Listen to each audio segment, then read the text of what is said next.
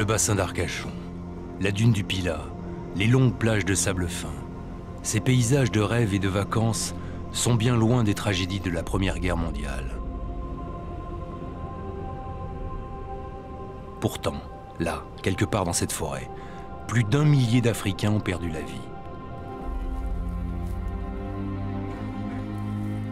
Ces hommes que l'on nommait tirailleurs sénégalais sont enterrés pour près de 150 d'entre eux au cimetière d'Arcachon, tandis que les restes de 940 autres sont ensevelis à la nécropole du Natus, sur la commune de La Teste.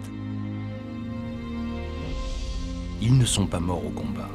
Ils sont morts dans un camp qui dressait ses 600 baraquements derrière la dune du Pilat, le camp du Cournot, surnommé le camp des nègres.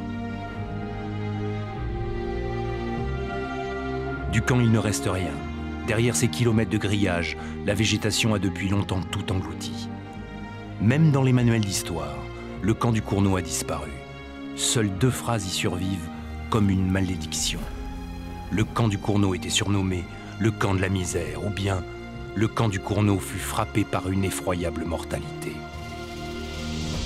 Son histoire est inconnue du grand public, et même des habitants de la région. Seule une poignée de fidèles leur rend hommage chaque 11 novembre.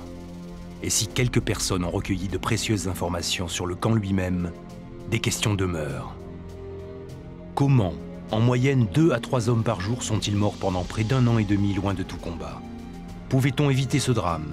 Y a-t-il un mystère du camp des nègres? Il est enfin possible de lever le voile sur cette tragédie.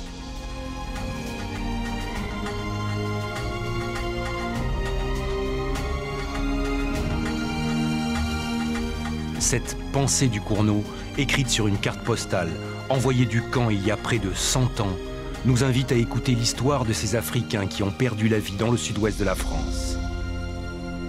Elle débute